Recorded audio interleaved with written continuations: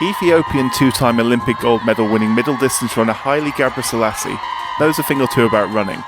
And on the marathon, he once said, "When you run the marathon, you run against the distance, not against the other runners, and not against the time."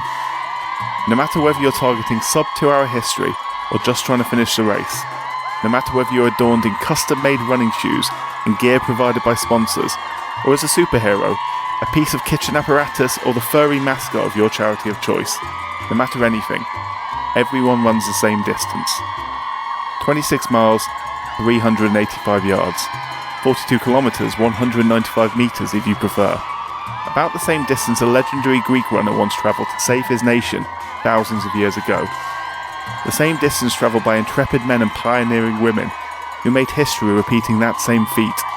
A battle of will over common sense. A pinnacle of our sporting achievement. Reachable only by those who understand that 26 miles is simply the last leg of a journey of hundreds of training miles, blisters, sweat, vomit and tears that makes crossing a marathon line as high a high as a human can hope to experience. This is for all those heroes who have made the journey, no matter the time, no matter the cause. This is the Sporting Almanac Podcast.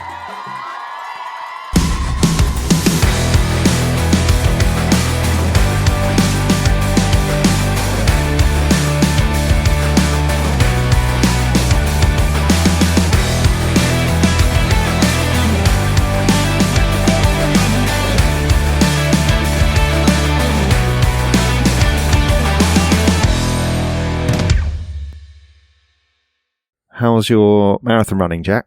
How's my marathon? I tell you what, Ben, I applied for the ballot for the London Marathon last year. So with a pinch more luck, be it good luck or bad luck, I'll let you decide, I could have been running the race this year. But you're not. But I didn't get in. I may not apply this year, but we'll see. I've never run a marathon. I've never run more than 10k in my life. So how about you? I know you've done triathlons. Yeah, I've never done a marathon. Personally, not currently interested in running one either. No. I'd rather sit back and enjoy marathon season from the comfort of my sofa, because that is what we're talking about. Yes, I am inclined to agree with you. I actually quite enjoy a marathon. It's obviously a slow burn event when you're watching it live on TV, but you can have some exciting finishes, and they are super impressive athletes. So yeah, and it's historical a sporting event as they come. Yeah, it is. It's almost the, well, is it the original? I guess it is. That geezer running from Sparta or wherever he went, Athens to Sparta. Yeah, well, for marathon he ran from. Oh, yeah. But close enough. Yeah. If you'd run from Sparta, that's a very long way. Well, did you run from Marathon to Athens? Is that what it was? Yeah, it's about 42 kilometres or 26 miles if you prefer, funnily enough. Well, I would have guessed the distance. I just didn't realise it was named after a place. That's cool. Yeah, I'll tell the story in a bit, or the legend in a bit, because definitely a true story, wink wink.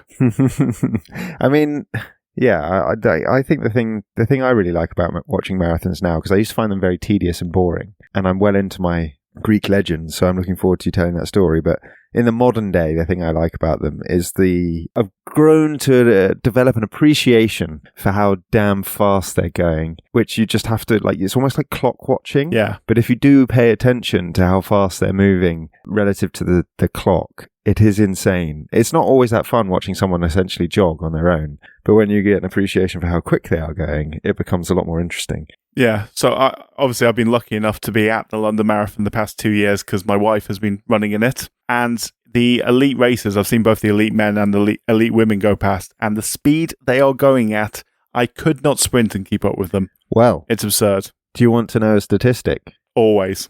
I think this really nicely illustrates the point we're making. If you got very good club runners to run in a relay, a mile each, as hard as they can, hand over to the next person, just empty the tank, then the winner of the men's elite race would beat the relay. That's crazy. We're living in a really interesting age, really, because it's sort of like a bit like Roger Bannister, the 4-minute mile. We're living in an age where the 2-hour marathon is in sight. Currently, 2 hours, 31 seconds, I think is the record. There have been runners who've run under 2 hours. Oh, well, there's been one dude, isn't there? Is it just Kipchoge? In controlled conditions. Kipchoge did it in Berlin, where he actually ran a marathon sub 2, but he had, like, pace runners and he was running behind a car and he had special trainers on, stuff like that. So in controlled conditions, it is possible, but that last 30 seconds, it's It's Roger Bannister chasing the 4-minute mile. And it's exciting because within our lifetimes, there's a good chance someone will get there. Yeah. So it's worth watching and seeing when it happens. Anyway, would you like to know, if you don't already, people out there like to know how the marathon season roughly works? Because everyone should know what a marathon is. It's 26.2 miles, roughly, about 42 kilometres. 26 miles, 385 yards to be exact, if you like your yards. Well, and we like precision. So, yeah, let's be exact. There you go. Yeah, no, I do want to know how it works because I think, I said to you, didn't I, when we were just sort of warming up, that I had literally, I know there's a season, I know there are majors, I didn't really realise there was a competition, and I've never paid any attention to who's ever won it. Me neither, but it's really just the London Marathon we care about, let's be honest. But, having said that, there is 7 world major marathons. Mm-hmm. And they are in reverse order of the age of the marathon, like when the marathon itself was first run. They are Tokyo, which was first run in 2007, has been a major since 2013. Sydney, which was first run in 2001, has been a major since 2025. London, which was first run in 1981. Chicago, which was first run in 1977. Berlin was first run in 1974. New York was first run in 1970. And are you ready for the last one, Ben? Boston was first run in 1897. Yeah. 129 years ago. Yeah. Which is why it's mainly what we'll be talking about tonight. Yeah, we're going to focus on Boston, aren't we, when we get there? And yeah, we will talk about the bombing, but we've also got lots of other fun stuff to talk about in respect to the Boston Marathon because it's got a lot more good stories than one might anticipate. Yeah, a lot more good stories than the one bad story. Yeah. I mean, I was going to say... You gave them a sort of in reverse order from when they developed, but if you want the order for the season, Tokyo's first and has been and gone. Then it's Boston, then it's London, then it's Sydney, then it's Berlin, then it's Chicago, and then the year ends in November in New York. Traditionally, at least. Yeah, correct. There are some seasons where the World Athletics Championship Marathon and the Olympic Marathon as well count towards the major championship. Basically, it's just a point system, and whoever gets the best placings, like in Formula One, like in many other events, whoever gets the best placings is crowned champion for that year, and it's almost always, for the men's event anyway, a Kenyan man. Yeah. And spoiler alert, it's probably going to be a Kenyan man again, because in Tokyo, Timothy Kiplagat won, and then he was followed by Alexander Matiso, and then Vincent, and I'm going to butcher his surname, Getich, I think, and they are all Kenyan, the top 3. So yeah, and the man who's won the world majors more than anyone is Eliud Kipchoge, as we mentioned, 5 times. Just the 5 times. 5-time champ, but he is probably the greatest that there's ever been. So yeah, there's only actually ever been one non-Kenyan winner of the men's event, which is Tsegay Kabede from Ethiopia, won 2012, 2013. The women's competition's a bit more varied. Some German and Dutch winners in that, but also mainly Kenyans. Edna Kiplagat and Mary Kitani of Kenya and Irina Mitenko of Germany have won 3 each there. The wheelchair event dominated by the Swiss. Bet you wouldn't have guessed that. No, I wouldn't have guessed that. That's very niche. Marcel Hug in the men's won 6 out of 7 of them since the first event. Oh, yeah. Yeah. Definitely heard of him. Marcel Hug's he's a monster. Yeah. Manuela Scher and Catherine De Bruyne in the women's have won 3 and 2 respectively. So yeah, there you go. And they're both Swiss as well, I should say. Yeah, they are, yeah. Mate, you've sent me down a little Kipchoge rabbit hole now. Happy to do it. He is, mate, head and shoulders above in terms of even just I think he's got 11 titles. Next best is 5, which is Wilson Kipsang. He's never won Boston. Interesting. Won Tokyo once, London 4 times, never won Sydney, Berlin 5, Chicago once, and never won New York. Doesn't look like there's anyone who's won them all. But to be fair, to win them all, you have to have a hell of a year. I'm not sure it's normal to run that many marathons in a year, or over a 2-year cycle, arguably. But there are different challenges as well. London is traditionally actually one of the easy ones. Well, one of the quicker ones, I should say. Obviously, it's still not easy, but one of the quicker ones in terms of time, because it is a very flat route. It's all by the river mostly, cut in a little bit, but London is a pretty flat city, whereas some of these other ones aren't, and obviously different times of the year as well. Yeah. Different weather challenges, heat, humidity, rain. London's pretty consistently drizzly or maybe sometimes a bit sunny. Yeah, that's true. It's pretty consistent, relatively. As much as people criticise our weather, it doesn't get that good and it doesn't get that bad, really. Especially springtime. It's pretty level. Yeah, true. But no, Berlin's the flattest, isn't it? It's flat as a pancake. Yeah, it is. Which is probably why Kipchoge keeps winning there. Calling him a flat track bully. You mean the greatest marathon runner of all time? Yeah, let's see him do it at Boston on the hills, on the Newton Hills, baby. Don't see you traversing those in 2 hours. But yeah, Boston is quite a difficult one, relatively speaking. If we're ordering or creating a hierarchy of difficulty for elite level marathon running. Indeed. Talking about elite marathon runners, or the OG marathon runner, do you want to hear about Pheidippides? Is that... sorry, yeah, sure. Yeah, Pheidippides. That's a good name. I thought the name was going to continue there, which is why I hesitated. It can continue. Pheidippides, nuts on your face. Thank you. Thanks, Jack. Anyway, so as the legend goes, a Greek messenger called Pheidippides at the victorious Battle of Marathon in 490 BC. This woman's real. I thought it's a man. This is a man. Yeah.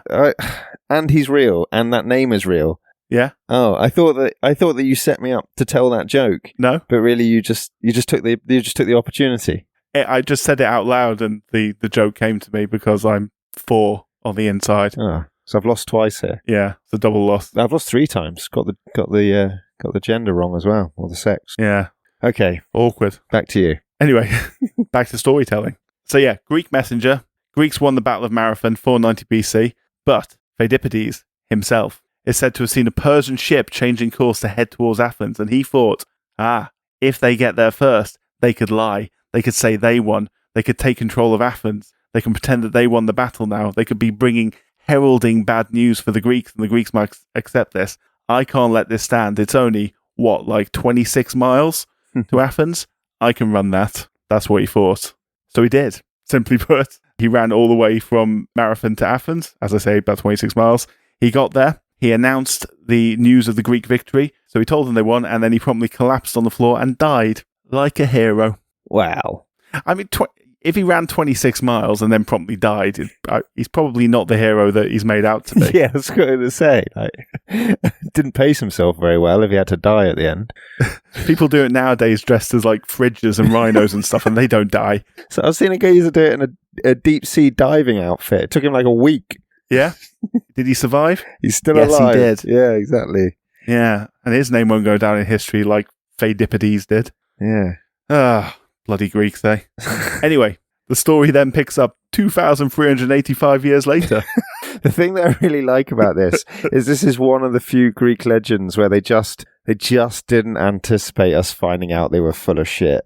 It's a completely true story. You can tell stories about minotaurs and, stuff like that. You can tell a story about great victories, the 300. And there's nothing really that we can do to verify the accuracy of that in any meaningful way.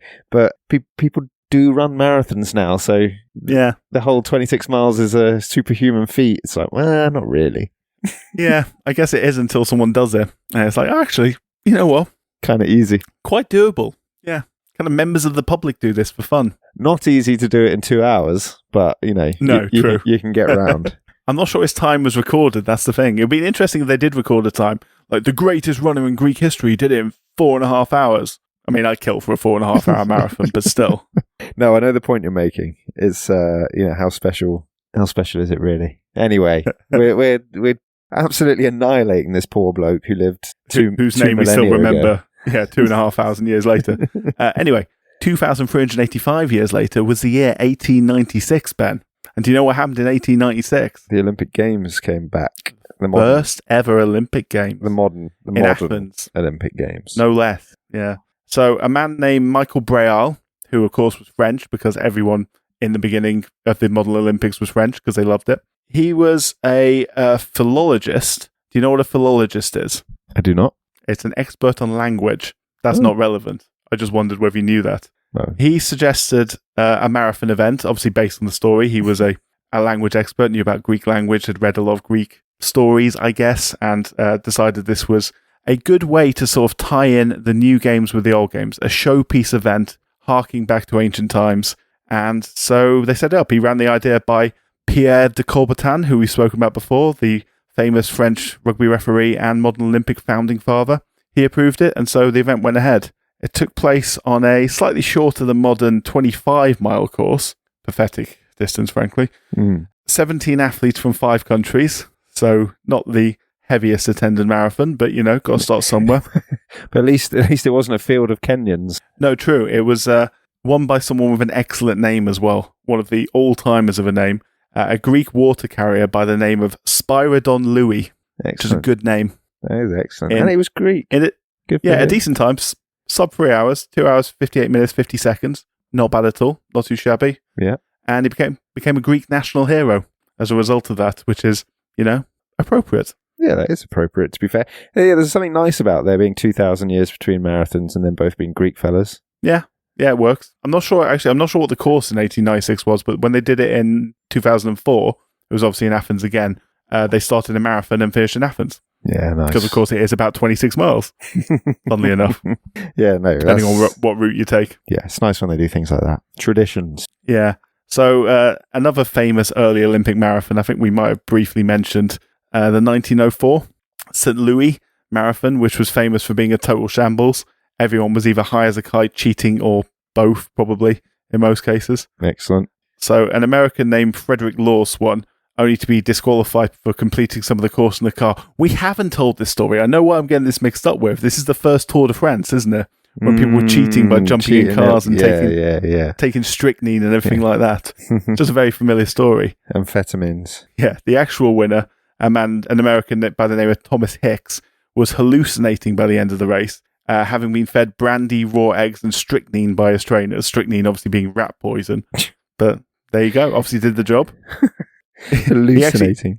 He actually might not have won because there was a Cuban by the name of Andarin Carvajal who ate spoiled apples mid-race and had to take a nap to sleep off the effects of it. So he came fourth, which is heartbreaking. How quick was that nap? I don't know. It's not recorded. Simply the fact he took one is. It was a hot day. It was 32-degree heat, 90-degree Fahrenheit if you prefer Americans, and it was on dusty roads, and the only water stop was halfway through. And when asked about this, the race organizer, James Edward Sullivan, said that this was to conduct research on purposeful dehydration. That sounds sensible.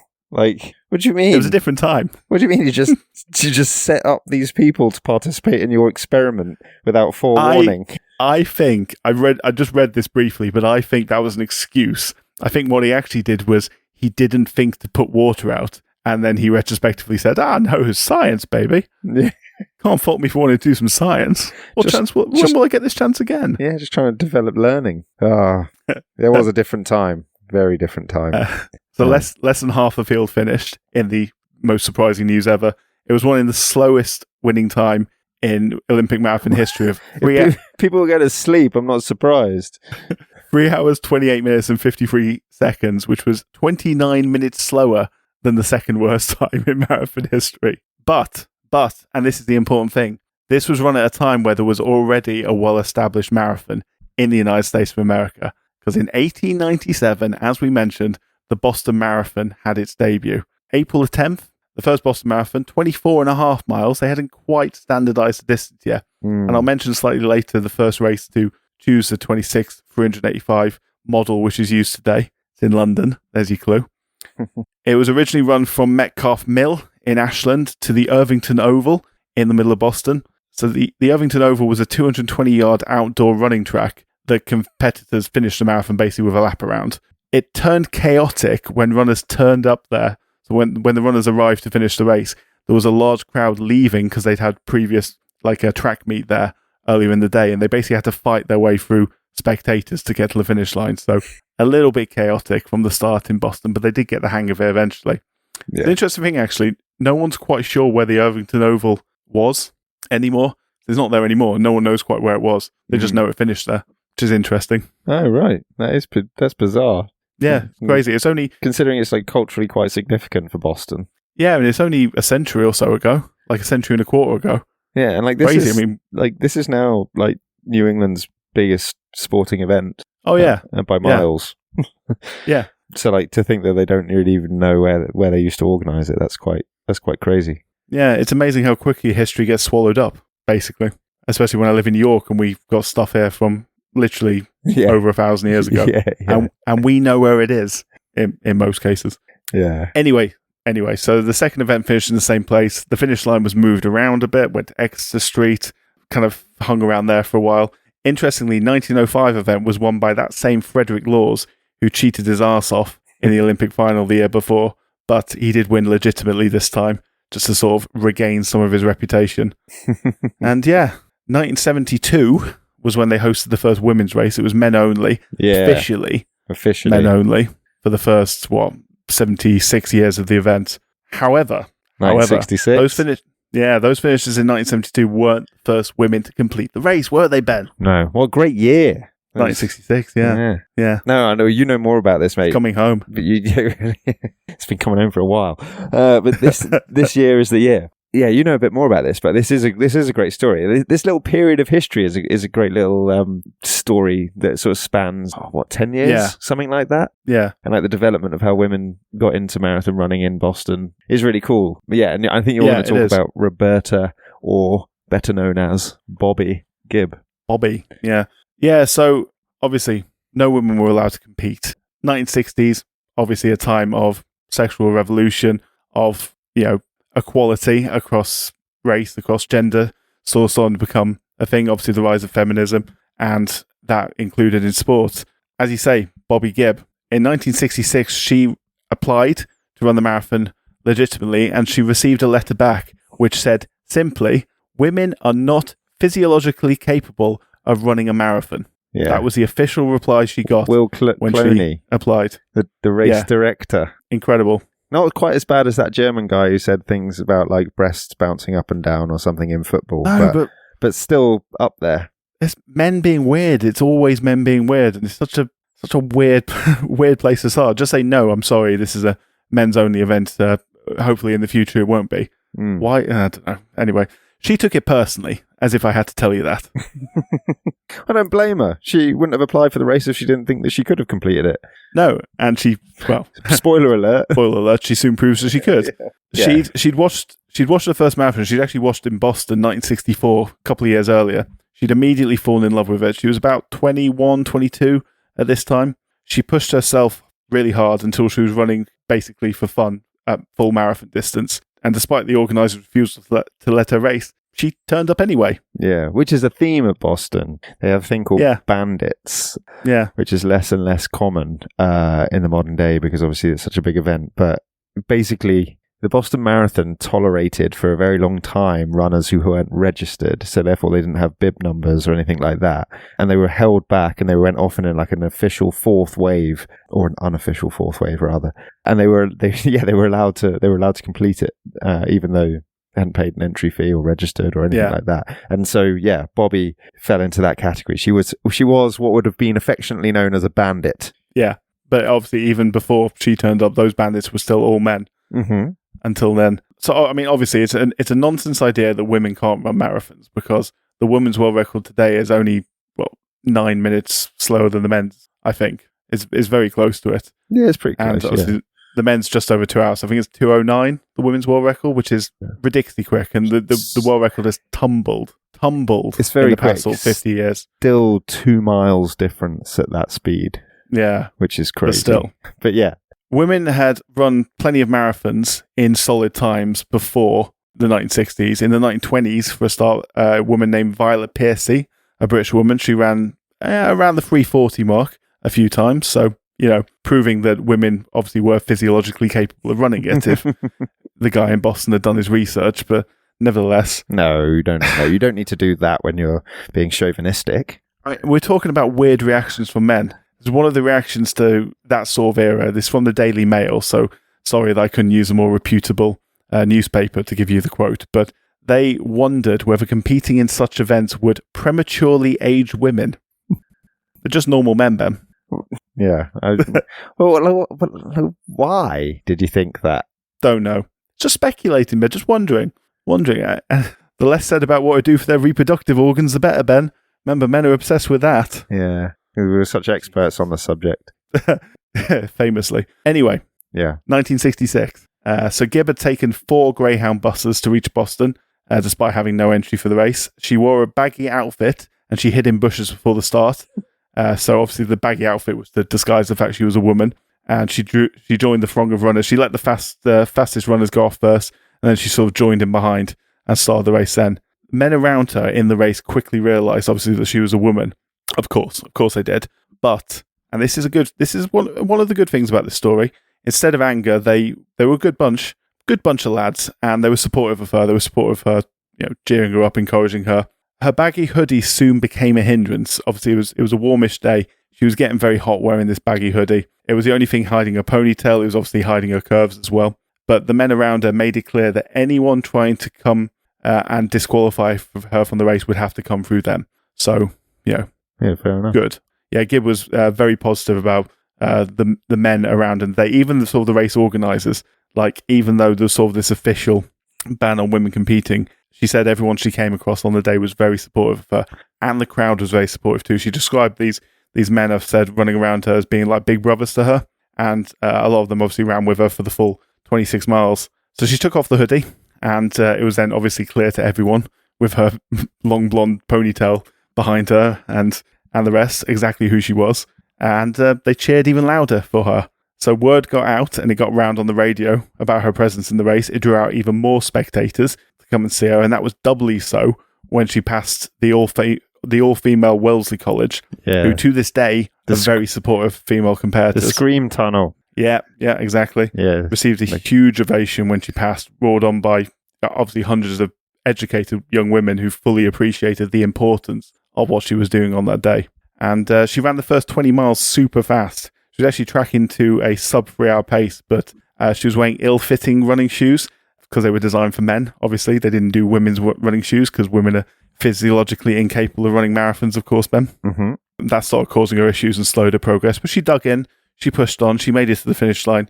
3 hours, 21 minutes and 40 seconds, so pretty quick, in the top third of all finishers in the race that day, so very impressive, despite, of course, being, as I say, physiologically incapable of running a marathon. Might emphasise that a few times. Yeah. No, she ran it again in 1967, but she wasn't the most famous woman to run it in 1967. No, of course. Yeah, Catherine Switzer. Yeah, it is. No, it's like I like the fact that she was a bandit.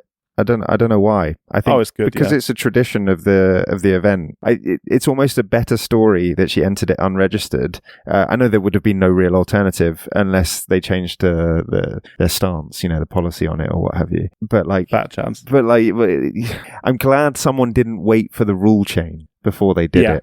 And especially at Boston, where there is a tradition of bandits running the race and becoming like folk heroes who like everybody loves and cheers on, just for the love of the game. Basically, that's just the love of the game. Yeah, it's just like a great origin story in that sense. But yeah, like it's Catherine Switzer who captures the imagination a little bit more pointedly because of some quite provocative imagery that came out of it. Yeah, for sure. She'd managed, basically, obviously. Gibb had been the first to run the race unofficially, as a bandit, as we say. The difference with Catherine Switzer was she tried to run the race officially, and she did so, although she claims that she applied for all the races that she ran, no matter what the distance, no matter what the event, using her initials. She applied for it with her initials, KV Switzer. She was accepted. Her coach collected her number for her, which again she says was a normal part of the process, which, if it's normal, then it's convenient, but it meant she was at the start line with a number on her chest. Well, she paid first woman to ever be there. Paid an entry fee. I think they needed a fitness certificate, which she provided. She completed the entry form, like you say. And you might be coming on to this, mate, so if I'm stealing a thunder, apologies. But the thing that's really interesting about the 1967 edition is, because obviously we were saying about Bobby being sort of like not allowed to run. Not technically true. So the Boston Marathon rulebook actually did not mention gender. I didn't know that. And nor did the Amateur Athletic Union exclude women from races that included men until the 1967 edition, because Miss Switzer entered legitimately and they weren't too happy about it. Wow, I actually didn't know that. So the famous photograph, obviously, is of the marathon co-director Jock Semple attempting to remove the number from her as she ran, which obviously led to the famous photo. It is a very powerful photo. It looks like a woman is being manhandled by several men because there's men running behind as well. In reality, it's just really one man, Jock Semple, who's going to try and remove her number from her. He was less bothered about her running the race because, of course, bandits. It had been run by a woman the year before. Bandits run it. He was bothered about her running the race officially with the number on her chest because he was worried, as you say, about the Amateur Athletic Union and about them losing their accreditation with them, essentially.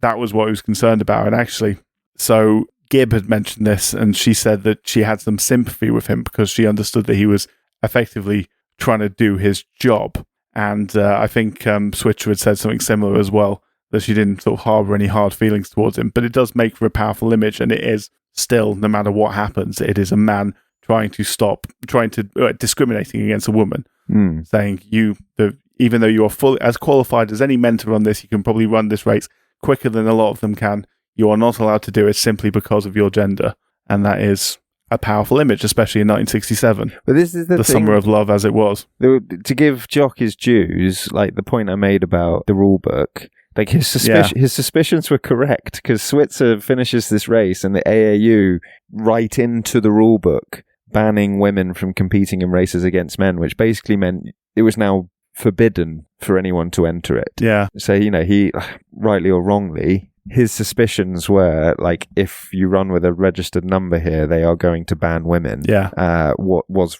well-founded and proven to be correct. But nonetheless, like you say, it's pretty insane that there was a lady trying to complete what is the hardest endurance athletic event and, outside of, like, ultramarathons and stuff in the modern day, just being accosted. Yeah. Yeah, and plenty of women run ultramarathons as well. And there's actually... Are they physiologically capable of that?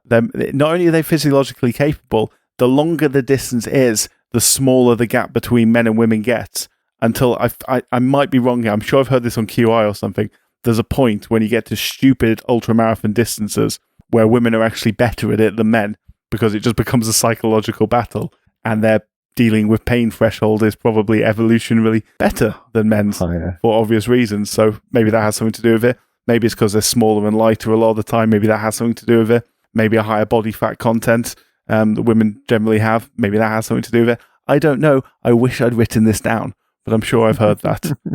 No need to research it, mate. Just go with your instinct, which is that women are not physiologically capable.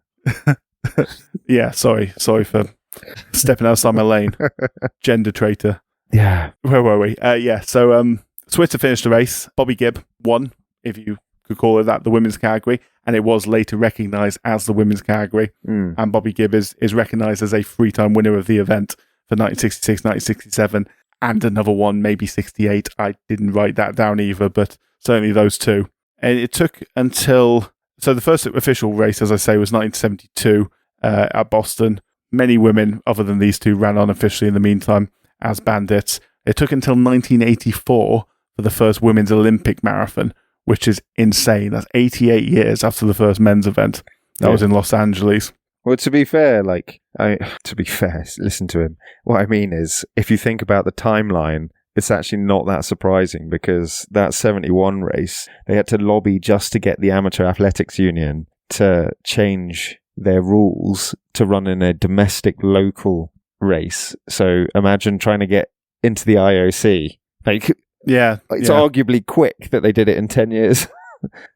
Yeah, I guess, but still, it's insane that it was in the 80s. But like, what I mean is, whoever was lobbying, whichever women were lobbying for their inclusion in marathon running, did a very effective job throughout the 70s. Is what I'm trying to say. Yeah, true. Because in the snail's pace, the IOC moves out, and its unwillingness, and the fact it's run entirely by old white men, pretty much. Yeah, fair enough. But it's just crazy to think, because that is, of course, the last Olympics not within our lifetime, because we were both alive for the Seoul Olympics in 1988. So, yeah, that's probably the crazy thing. Yeah, it is. To think that. You didn't give Nina Kusek her due, though. She was the official first winner. Yeah. As in the first time women were sanctioned to run in the race officially. She won it in 1972. Yeah. I am going to give Bobby Gibb her due, though, because I do have a bit to say about Bobby Gibb, because Bobby Gibb is not just an extraordinary athlete, she is an extraordinary woman that deserves a mention, because she graduated from the University of California in 1969 with a pre-med degree, but she wasn't accepted into medical school, with one school genuinely telling her she was too pretty and would distract the boys. Normal men. 1969. Like what? Had the last decade just not happened in certain parts of the country? Incredible. Anyway, instead she founded her own research institute. She became a lawyer later just for the hell of it, before moving back into science to work on molecular biology, focusing on neurodegenerative diseases. She's written books, she's an artist, and retrospectively, as I said, with the world finally changing for the better in 1996, she was officially recognised as a 3-time Boston Marathon winner, receiving her long overdue medals and having her name engraved on the winner's memorial in Copley Square in Boston. This is all fine and everything, mate, but I mean, really what you should be asking is how much more progress could have been made by men if they weren't being distracted by her while she was finding cures for neurological conditions. True. Jesus Christ. I've got a good quote from her as well. Cheers. One of my purposes was to end the stupid war between the sexes, where men had to live in this little box and women had to live in another little box. I'm always fighting against false messages. The truth sets us free. Back then, men weren't allowed to have feelings and women weren't allowed to have a brain. What if a man wants to knit? Is he less of a man? No. What if a woman wants to drive a truck? Is she less of a woman? No. All people can be whoever they want to be. It just sounds distracting to me. Well, no, that's... So is it? Yeah, she's ahead of her time. Like that kind of... it's genuine pioneer mindset, isn't it? Yeah. Yeah, I have another woman to talk about who definitely wanted to be something, and that thing she wanted to be was the Boston Marathon winner. Yeah, who's that? Even if she wasn't good enough to win it. Who's that? Rosie Ruiz, Ben. This woman, I love this woman. I do know about this one. I'll leave this to you then. It's a great story, this. Oh, God, Rosie. She's mad. She's mad as a box of frogs. Very interesting woman, isn't she? Her life started relatively unremarkable, but it wouldn't stay that way for very long. She was born Cuban and moved over to the States, Florida, as many Cubans did in that era, and continues to do so probably. I don't know enough about immigration trends into the United States of America. Certainly did in the post-war years as Fidel Castro took charge in Cuba. So she moved over when she was 8 with her mum, and then I think she had quite a disrupted childhood, which probably explains maybe some of her later life choices. I don't know why, you might know, but she got estranged from her mum somehow and basically was passed around family members through her developmental years in her teens, etc. But graduated from school, moved to New York and got a job working for a commodities company. And it's in New York where this tale takes a really weird turn because Rosie, for some reason, decided that she wanted to apply to run in the New York City Marathon. And she made an application, but she made an application late. She missed the cutoff date. And she did. The race. So what did she do, Ben? Well, the race said, well, you missed the cutoff date, so you're not registered. And Rosie said, yeah, but what about my terminal brain cancer? It's like my lifelong, dying wish to run in the New York Marathon. So, surely you can make allowances. And they said, okay, fine, because you're going to die of brain cancer. Taps the first domino. Look, let's just level with everyone here. She wasn't dying of brain cancer. She never had cancer. It's just a thing she said. So, she runs the New York Marathon and is credited with a time, rather impressive time, of 2 hours, 56 minutes and 29 seconds, placing her 11th in the female category and thus qualifying her for the Boston Marathon. Very impressive. The dominoes are starting to tumble. So, she goes to the Boston Marathon in 1980, and she finishes the race crossing the line in first place. Wow. Impressive. Come 11th in New York, and then in your second ever marathon, you win the Boston Marathon.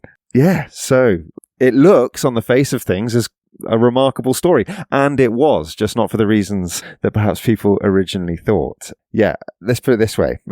Her time in Boston was recorded as 2 hours, 31 minutes and 56 seconds, which would have made it the fastest female time in Boston Marathon history, as well as the third fastest female time ever run. And 25 minutes off her PB.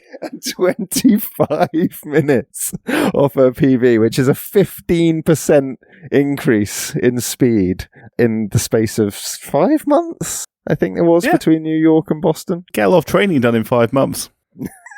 Well, that was part of her downfall. So, marathon officials and others, predominantly competitors, other runners, and journalists in particular, were rather suspicious.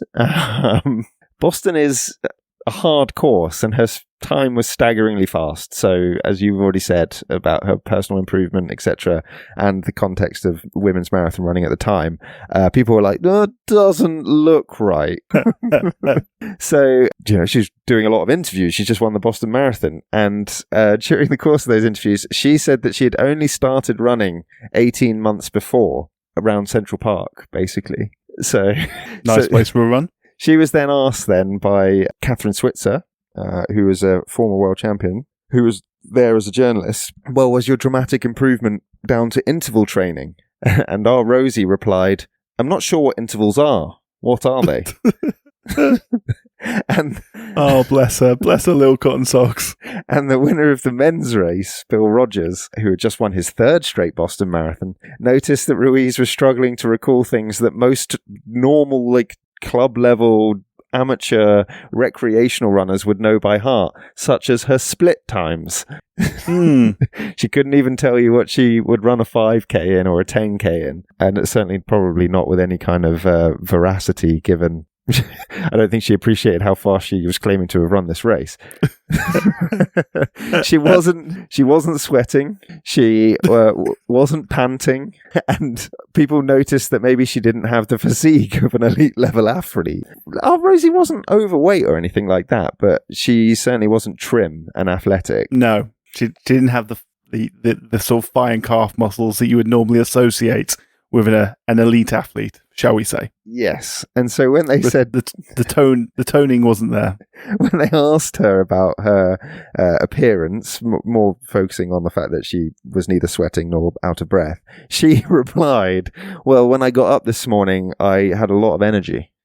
Oh, okay. Sorry, Rosie. We misunderstood. We thought you'd just completed a marathon in near world record time. It must be our mistake. And then she was asked about the screaming tunnel. And, well, not actually. She wasn't asked a leading question, which is, I think, what rumbled to here. She was asked, what did you notice about the suburb of Wesley?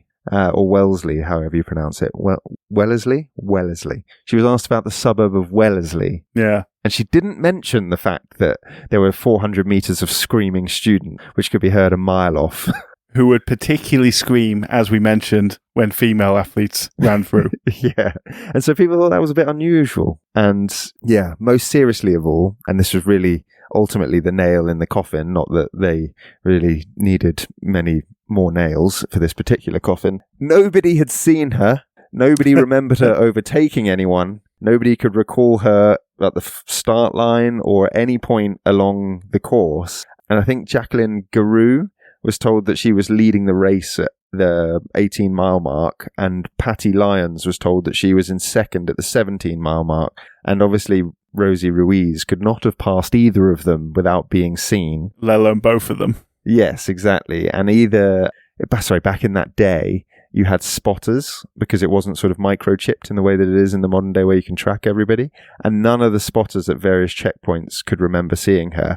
And then finally, the video and the pictures from the race revealed that Rosie was only seen in the very last bit, the literal home straight. And then there was obviously an investigation. 2 Harvard students, a bloke called John Faulkner and a lady called Sola Mahoney, basically recalled her bursting out of the crowd on Commonwealth Avenue. What? Half a mile. Who saw that coming? Half a mile from the finish, and sprinting to the end and claiming victory in the Boston Marathon. So obviously she hasn't run the race. She's blended in with the crowd. She's just skipped it, and it's a phony victory. She's disqualified 8 days later, and Canadian Jacqueline Garou is proclaimed the winner. This led other marathons, the only other marathon she's ever run in, the New York Marathon. I was going to say, she did a fantastic time there, came 11th in the race. Surely that was legitimate. Well, surely it was just Boston that she was cheating in. I mean, call them cynics, but they were going to do their due diligence. They launched an investigation of their own, and again, they couldn't find any sign of her. And then a freelance photographer called Susan Morrow came forward when the Boston Marathon disqualification and story sort of became more well known or public or what have you. Being a freelance photographer, obviously in journalistic circles, caught wind of it, and she was like, "Oh, I think I recognize that woman," and said that she met her on the subway during the New York City Marathon and accompanied her from the subway to the race, chatting to her. And when they got near the finish line, Ruiz just jumped into the finishing pen and identified herself as an injured runner, where she was escorted to a first aid station and volunteers marked her down as having completed the marathon, thus recording a time for her and qualifying her for the Boston Marathon. Needless to say, she was disqualified. And the irony is, if it's ironic, I don't know if irony is the right phrase, but her disqualification from New York, even though it came second, would have disqualified her from Boston, even if she had not been caught in Boston, because she would not have officially qualified for Boston. Yes. It was all moot anyway, but yes. What a wonderful story. It doesn't even finish there. I was going to say, was that the end of the adventures in her life?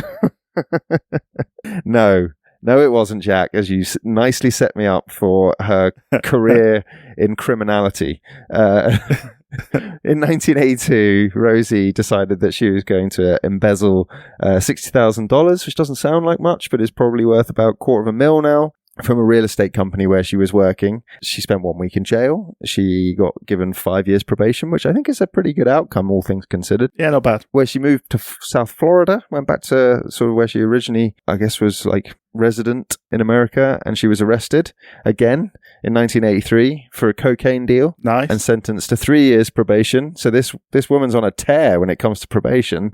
She's doing a drug deal whilst on probation for the embezzlement, and she gets more probation. But in different states, so they don't sort of trigger the being sent back to jail, which is fortunate, I guess. Yeah, either that or she was very charming. Perhaps. But no, I think you're right, because it's only federal stuff, isn't it, that it would be. Carries over. Yeah, it'd be the same as doing it in England and France. Essentially, all the states are different entities under a single federal government, so as long as it wasn't a federal offence, that makes sense. Yeah, so she just kept getting herself in lots of trouble, and as late as 2000, she was still claiming that she ran the entire 1980 Boston Marathon. But one of her friends, I think this is so great, one of her friends is on record as basically having said, well, she told me that she cheated.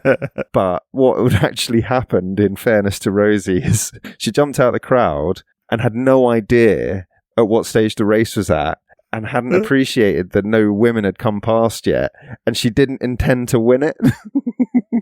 No, I think her intention was to do similar to what she did in New York, from the sound of things, to finish, 10th, 11th, something like that, get a nice time, get the medal, be able to brag to people for years to come about it, whatever it might be.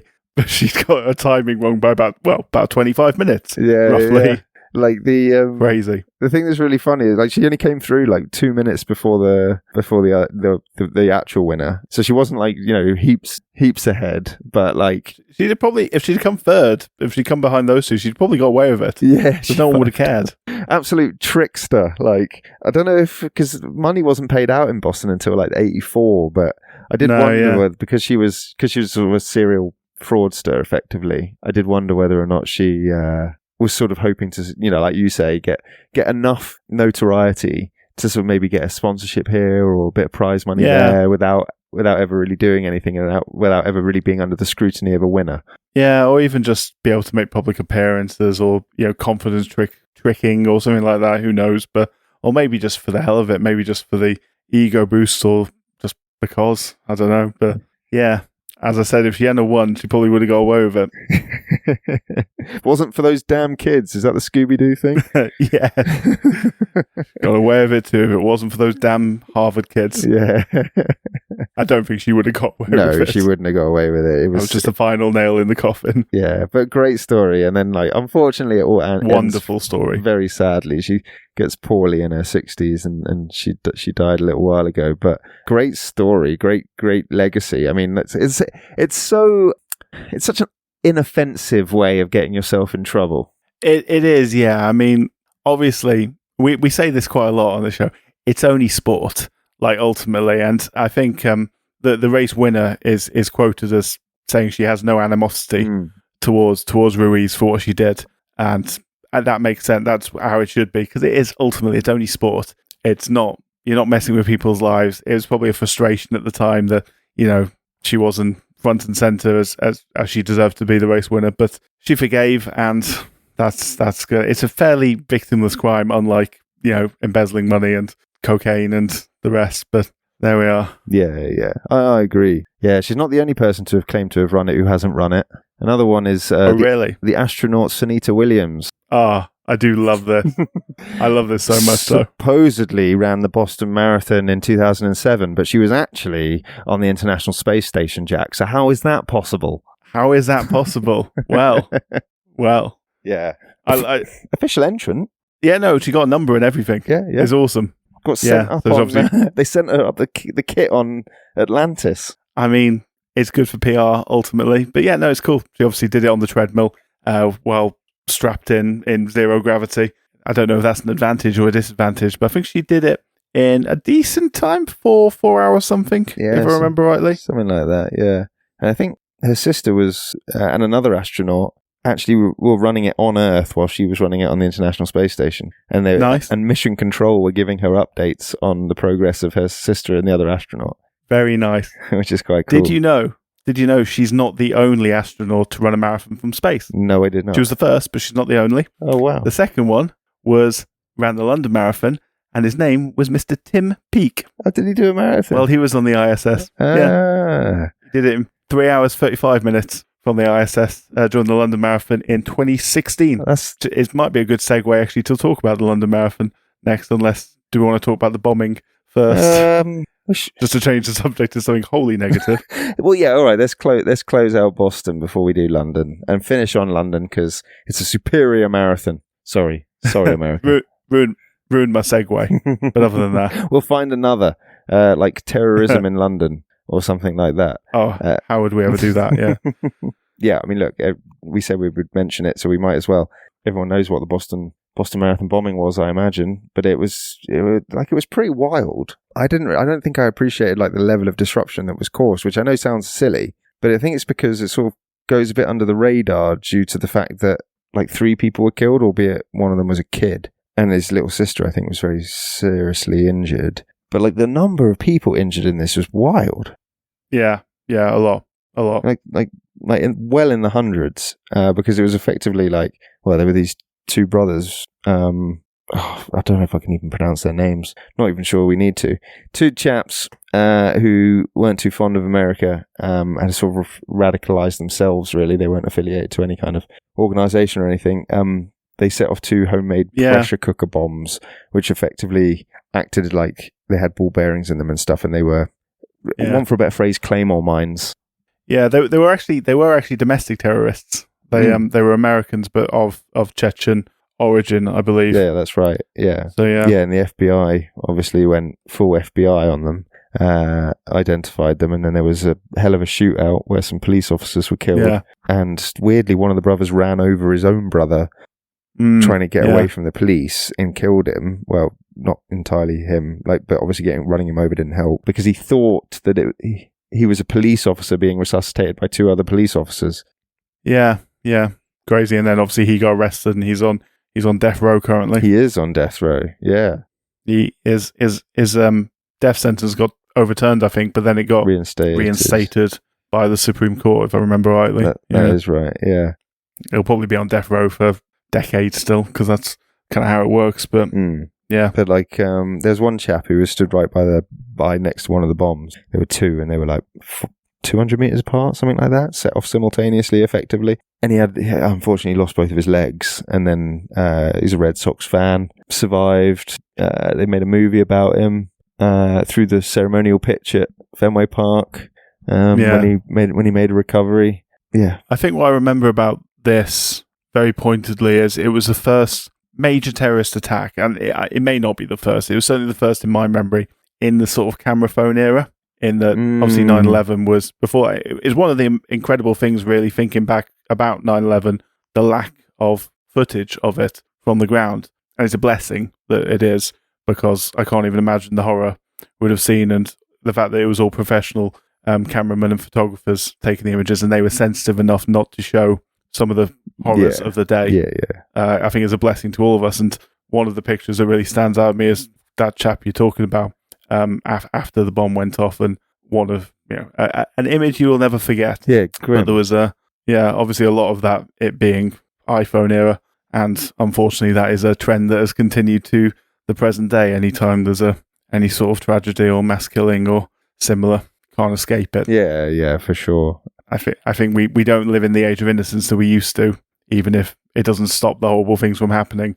I think it is something that stands out about 9/11 particularly to me, because we were 13 years old when that happened. Yeah. I agree with you. I had never really even given that much thought to the fact that 9/11 wasn't, sort of filmed by everyone and only by professional units that were essentially media outlets. But you're right. Yeah, and anything they did film that was shouldn't make broadcast. What didn't make broadcast because editors chose not to, as they should. Yeah, and that would have been. Oh, well, let's not even go there. It would have been grim. There was quite a lot of bad stuff that happened on 9/11. Is that your statement of the day? Your understatement of the day. If you didn't know, guys, 9/11 was bad. Quite a lot of bad stuff happened on 9/11. Yeah. So let me lift the mood, because we mentioned that guy. We've atrociously ruined the mood. We mentioned that guy through the ceremonial pitch at Fenway Park. What we haven't mentioned, which I think you'll really like, and I don't know if you know this, but obviously the Boston Red Sox, big deal, major baseballing institution, and Fenway Park, which is a serious ballpark, is on the route. It's on the course route, and every single year the Boston Red Sox play a home game at Fenway Park, starting at precisely 11:05 a.m. And when the game ends, the crowd empties onto Kenmore Square and cheer on the runners as they enter the final mile. And that is a tradition that has been going since 1903. That is awesome. I like that a lot. Just sports. I like that a lot. I like it even more for the fact that it's over a century old. That is wonderful. Yeah. Well done, Boston. I like Boston a lot as well. Yeah. I keep saying this. We need to go to Boston. It's not that expensive. You can fly there. We do. Almost short haul prices if you go certain times a year. Get there, get to Fenway, enjoy it. It's a nice place. Fenway's bucket list stuff. I have been sending you photos on WhatsApp, haven't I, of me playing MLB The Show. Yes. And I am at the Red Sox because I wanted to play at Fenway Park. And more specifically, I wanted to play in a Red Sox versus Yankees ball game. So yeah. Good choice. It's on the bucket list. Maybe we should go to that game and then go out onto Kenmore Square and cheer on the Boston Marathon on Patriots Day next year. I think that would be a very, very nice trip to make. So yeah, added to the bucket list. I actually had two more things I want to tell you about Boston Marathon before I allow you to talk about the London Marathon, if that's all right.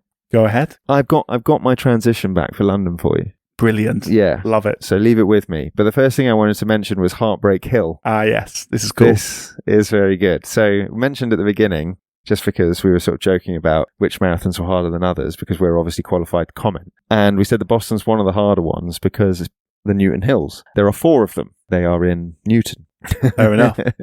And the most famous of them is the Heartbreak Hill, because it's the last, and it's between mile 20 and 21, which is basically the section of the course where you would be most likely to hit the wall, which is, a phenomenon referred to by marathon runners as when you effectively empty all of your energy reserves and you go through a very weird experience where you feel like you're basically just going to collapse. I'm sure you've experienced it before. I don't know if I have. Not even doing triathlons? Yeah, not sure. Don't think so. You're just too fit. Yeah. That's obviously the problem. Too supreme an athlete for that. I think it's quite a brutal experience. Some people, I think they sort of lose colour vision. Some people feel really lightheaded. Legs go heavy or like jelly or what have you. Whole thing's a bit grim. But if you push through, you get a second wind. Anyhow, you hit that on Heartbreak Hill. It's nice. It's a 600-metre hill. It's not actually that steep. Only rises about 27 metres vertically over that period. It's an uphill run when you might hit the wall. It got its name, though, Heartbreak Hill. That's what I really want to tell you about. From quite a funny incident in the 1936 edition, when defending champion Johnny Kelly overtook Ellison Tarzan Brown. Good name. And as Johnny went past Tarzan, he gave him a conciliatory pat on the shoulder. as he passed him to sort of basically take the piss, I guess. And Tarzan didn't take too kindly to that. Wouldn't have thought he would. Renewed his competitive drive, so to speak, spurred him on, he rallied, and he went past... Gave him that second wind. Yeah, he went past Kelly before the end of the hill and went on to win, thereby apparently breaking Johnny Kelly's heart. Heartbreak Hill. I don't have much sympathy for Johnny Kelly, to be honest. Yeah, he got his just desserts. If you come at the king, make sure he's dead. Mm-hmm. I mean, to be fair, Kelly was the king. He was okay. Fair enough. He was the champ, and Tarzan pulled his pants. Well, then, even better story for it. Yeah, and the last. Well done, Tarzan. The last thing, mate, to give you your tee up back to London was there have been British winners of the Boston Marathon. There have, yeah. One of them, in particular, is no longer a household name, but may well be familiar in the vernacular. A chap called Ron Hill. Okay. And Ron Hills were like the leggings you could buy for long distance running. And Fair enough. And he originally designed them because he absolutely loved long distance running. He didn't miss a day of running between the 20th of December 1964 and the 30th of January 2017. What? 52 years and 39 days of consecutive running. He is basically Forrest Gump. Why did he miss a day in the end? I think. Please don't tell me he died. I think he just got old. Okay. And yeah, I'm not judging. That's very impressive. Yeah, he ran in 100 different countries before his 70th birthday. His final marathon was in 1996, which was the 100th edition of the Boston Marathon. And he also chucked up a gold medal for GB in the Commonwealths in 1970 as well. And yeah, founded Ron Hill Sports Gear. Amazing. Yeah, there was another guy as well. Jeff Smith won 2 in 84 and 85. Went to 2 Olympics. Pretty impressive dude. But there you go. On to the Brits and British marathon running. And what is more British than the London Marathon, Jack? What indeed? I mean, as we say, it's quite a late addition, really, to the marathon scene. It is massive nowadays. The amount of money it raises for charity alone is hugely impressive. Last year it was £87.3 million. I'm not giving you that in dollars, but it'll probably be over $100 million worth of money raised for charities, and that was breaking the record from the year before, which was $73.5 million the year before. So smashed it from the year before. Since 1981, it's raised $1.4 billion for various charities around UK and the world. And basically, if you want to take part in it, unless you're a club runner or unless you get in the ballot, you pick a charity, you pick a sponsorship amount, and you get it through it that way. So that's obviously why it raises tens of millions of pounds every year. It's great. And just to give you an example of the kind of things people do for it, I've got one specific example. A man named Gary McKee, who's currently doing 100 to London in aid of the Hospice at Home West Cumbria. He's known as Cumbria's Marathon Man. He's running 100 marathons in 100 days since January the 17th, finishing up with the marathon at London 2016, which will run with his son Bo. He's already raised 47,000 of a £100,000 target so far, having raised over £1 million for the charity in the past few years. So that gives you an example of the kind of dudes who run this. Yeah, he's a bit of a legend. Yeah, that's a crazy amount of money to have raised. I think he's mates or he's done stuff with Kevin Sinfield before. Obviously, Kevin Sinfield did a very similar thing for Rob Burrow and for Rob Burrow's charity, most famously running the Leeds Marathon, which is on the 10th of May this year. He ran it with Rob Burrow in a wheelchair, pushing him along. Rob Burrow, obviously suffering from motor neuron disease at the time, and famously carried him across the line in one of the greatest moments in British sporting history. Did you know that the Leeds Marathon is now known as the Rob Burrow Leeds Marathon? No, I didn't. That's all I wanted to say about that. Off on a tangent. But back to London.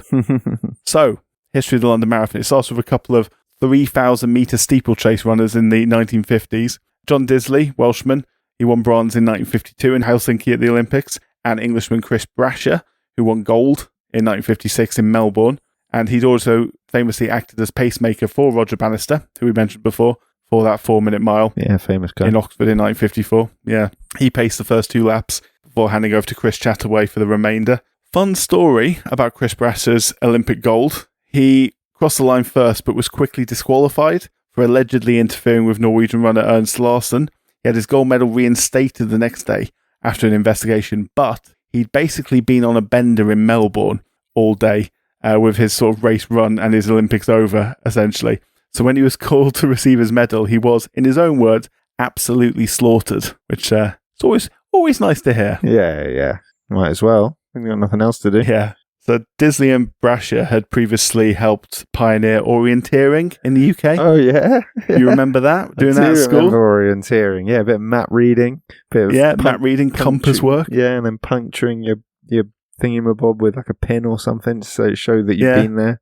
Yeah, so it's basically navigating point to point over like rough terrain, obviously as quick as possible, so you can walk it if you want, but obviously pros at it will be doing it at a pace, and that's obviously their jam because they love running these two. So marathons in London. There've been marathons held in London since the early 20th century. 1908, the London Olympics, obviously. The Olympic marathon came to London. It was a very well-received affair, famous for Italian Dorando Pietri entering White City Stadium with a substantial lead, but on his last legs. It took him 10 minutes to do the last 350 yards after being picked up on multiple occasions by umpires and sort of pushed towards the finish line. He crossed the line 30 seconds before Johnny Hayes, the American, but he was disqualified for having received assistance from the umpires in doing so quite famously. So Arthur Conan Doyle, you may have heard of him. Yeah, I heard of this guy. Of Sherlock Holmes fame. Yeah, writer of the Sherlock Holmes series. He wrote a special report on the race saying, "The Italian's great performance can never be effaced from a record of sport, be the decision of the judges what it may." Conan Doyle also helped raise money for Pietri to open a bakery in his hometown. He raised £300, worth about $30,000 in today's money for him. So that's a pretty cool story. But on the back of that, given the popularity of that, the first quote-unquote London Marathon took place, the 1909 Polytechnic Marathon, which ran until 1996. And that was the first marathon in the world to use the now standard 26 miles and 385 yards. I told you I'd mention it later on. Yep, I got it in. I don't know why that became the Olympic standard, other than the fact it was a British event, and we probably forced it upon the world one way or another. Probably got Australia and South Africa in on it and forced the case. But yeah, would have thought so. However we did it. That's normally how we operate. What's the point in having an empire if you can't use it to, bully people at sport? Make arbitrary rules, yeah. Yeah. So other marathons came and went over the next few years, but none of them reached the size and scale of Boston, of New York, Berlin as well had appeared in the 1970s. These big marathons all over the world. Chris Brasher, he ran the New York Marathon in 1979. He was deeply impressed by it. And with his friend John Disley, the two men pushed the idea of London hosting a similarly all-welcoming and grand event. Sponsorship was received from Gillette, the best a man can get, the famous razor maker. And on March 29th, 1981, the first London Marathon was held in what you could describe as traditional English weather. It was drizzling. 22,000 people applied, 7,500 people started the race, about 6,500 of them finished. The first female winner was Briton Joyce Smith, beating the 2.5 hour mark by 4 seconds, and the men's race was jointly and famously won by American Dick Beardsley and Norwegian Inge Simonsen, who crossed the line hand in hand, 2 hours, 11 minutes and 48 seconds, creating an iconic image of the two of them obviously crossed together to tie it. Yeah, but who actually finished first? Well, no offense to the Norwegian chap, but I'm going to tell you the story of Dick Beardsley, because Dick Beardsley is a very, very interesting man and definitely worth telling the story of. So I'm going to tell this story and then we'll bring the episode to a close, because I think he's a good way to end it. He's definitely an interesting dude worth talking about. Yeah. So he was a very good runner. He'd won a few marathons, although London was his first win, albeit a joint win. He also came a very narrow second in the 1982 Boston Marathon. Second behind a man whose name you might recognize, Alberto Salazar, who was a coach famously banned in 2019 for running his department in a way that essentially pushed anti-doping boundaries to their limits. The Oregon Project. That's the one, the Oregon Project. Basically experimenting with testosterone and legal infusions whilst basically just barely trying to stay within testing limits. He was also later banned for life when further offences of sexual and emotional misconduct came to life. So let's just say Dick Beardsley might not have won that, but he certainly was the moral winner. Yeah, I think he was Mo's coach for a while. When he won various titles and things like that. I say various titles. Olympic gold medals. The downfall was big for Alberto. Is it Rupp? Caleb Rupp? Yeah, he was came third or second. Mo's mate. Right. Yeah, and he was on the Oregon Project as well. Don't want to besmirch any particular athletes' names whilst there are unproven, rumours or what have you. But everything to do with that project is a little bit fishy. Indeed. I think that's a story for another day, though. Yeah, let's get back to the guy who's the real winner. Well, he has a story that's definitely worth telling. His racing career his early racing career certainly is notable for an incredible, consistent improvement he had. He's literally in the Guinness Book of World Records for the most consecutive personal bests achieved in a row. 13 consecutive personal bests, so he kept improving his personal best over and over and over. What kind of time period are we talking here? Because that might imply he's not trying his hardest if it's over a short distance of time. No, it's over 4 or 5 years, so he lowered it from 2:47 for his first marathon in Wisconsin, age 21, to 2:11 at London in 1981, and then that one in Boston was a 2:09. He ran there to narrowly lose out by a second to Salazar. So, pretty steady improvement. Yeah, that's very good. He also won a marathon called Grandma's Marathon in Duluth, Minnesota in back-to-back years in 1981 and 1982, including setting a record in the former event, which was held for 33 years, which is quite impressive. That's very impressive. But from 1989, over the next few years, he suffered the most extraordinary bad luck I think I've ever heard about. It's incredible. Firstly, he very nearly died in a farm accident. He became tangled in the auger at the back of a tractor, somehow managing to stop it, hit the stop button before he lost consciousness, which saved his life, but he was basically bedbound for 5 months after that. So you're going from being a marathon runner to being bedbound. It doesn't even bear thinking about. No, I don't want to know the details of that. Let's just say it was bad. No, it was really bad. But he got up and about again, but then between 1992 and 1993, over a 7-month period, he was involved in 3 major car crashes, 2 of which were completely not his fault. He was hit by 2 separate drivers, one of which he was driving in a snowstorm. And, I mean, whether you can call that his fault or not, he crashed a car in a snowstorm. He injured himself pretty severely in all 3 crashes, head and neck injuries. And then he had a hiking accident as well, when a path collapsed underneath him, sending him falling down an embankment. All of this within like a 4 or 5 year period. It's incredible. Don't get on a plane with this guy. I was going to say, yeah. It's lucky he didn't, frankly. So he required multiple surgeries, 1994 and 1995, for back and knee injuries. And as I say, unfortunately, this being America in the 90s, he was prescribed painkillers afterwards and some pretty strong stuff. So when did our friends of the pharmaceutical companies of the United States of America and their opioids would enter the show? Yeah, so obviously he took them, his tolerances began to rise, and he was given more, prescribed more and more and more. Because that's what you do. That's the right what you do, yeah. medical thing to do. That's the right way to make profit. Soon, as befell so many Americans in that era and for years to come, he became addicted to his medication. CC Tiger. So, yeah, quite. That's the second time in a couple of episodes we mentioned that. Random. So he said he knew he was addicted, but he was initially in denial about it until he spiraled out of control when his father was diagnosed with pancreatic cancer.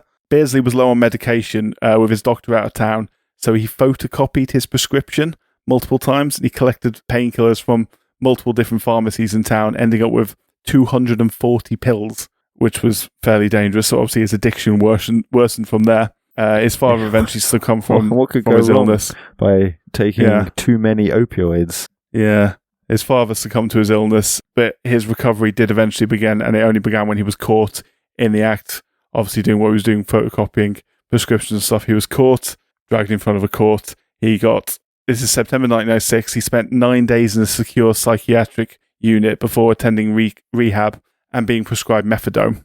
By February 1997, though, he was clean, which is good. He attributes getting caught to saving his life. If he had not, he thinks he would have died. He rebuilt his life from there, and he started running again, now by this point in his early 40s. He ran the Napa Valley Marathon in 3 hours 23 minutes in 2000. Then in 2001, he again ran the Grandma's Marathon in Duluth, the one that he still held the course record for at this point in time. He aimed, his target was to break the 3-hour barrier, which obviously, as I said, 3:23 the year before would have been a steep improvement curve. But he did it. He ran in 2:55 and 39 seconds. He described this as his greatest career achievement. Yeah, I think that's fair. And yeah, I think that's fair to say. And he later lowered that time to 2:43. And even through, as he got older, towards his 50s, he was a consistent 250, sub 250 runner in marathons through the 2000s.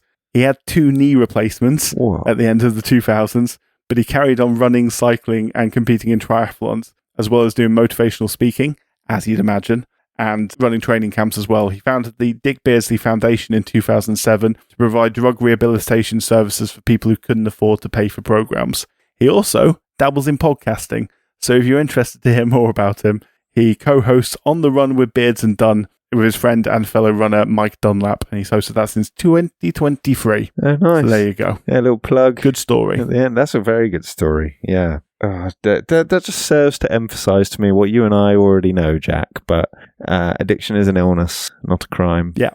There is a way back from it, but it requires investment and support, and not criminalizing it, and not just leaving people to rot in jail cells. Have recognition that these people are poorly and give them a hand. Yeah, because there's always a way out of it, but they need support. But yeah, no, that's really great. It's a great little redemption story.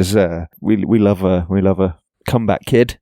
We do. Nice way to end it. Yeah, so if you're interested in the marathons, Boston is on Monday the 20th. Patriots Day. Probably the day after this comes out, if I can get the editing done.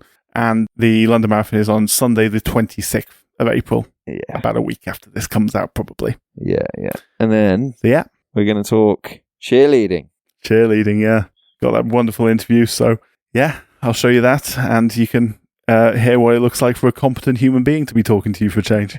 Hear what it looks like. Because it's not us. That's you're making me think of Stuart Lee jokes now. Hear what it sounds like. See what it looks like. I would tell you more of the context of the joke, but it's very offensive, so I'm not going to. But Stuart Lee is probably for the best. Stuart Lee's Anyway, cheerleading. Hear what it looks like next week. Good. Cool. Lovely talking to you. As always, mate. Adios. And good luck to everyone running in the marathon. See you soon. Bye. Thank you once again for joining us today, particularly if you are one of those heroes who have completed a marathon. No matter your reason for it, we salute you. If you did enjoy, then please give us a like, a subscribe, or a comment, or share it with followers and friends in either the modern electronic or the old-fashioned word of mouthy kind of way. Our theme tune is Oh Yeah by Harmony Productions. You can find us on Instagram and Blue Sky at The Sporting Almanac. Next up, we'll be talking cheerleading, including an interview with Kelly Loughlin, who is an indisputed expert on the subject. Until then, no matter your split times, no matter your outfit cause or how many blisters you end up with, sport is nothing without the history that makes it. Goodbye.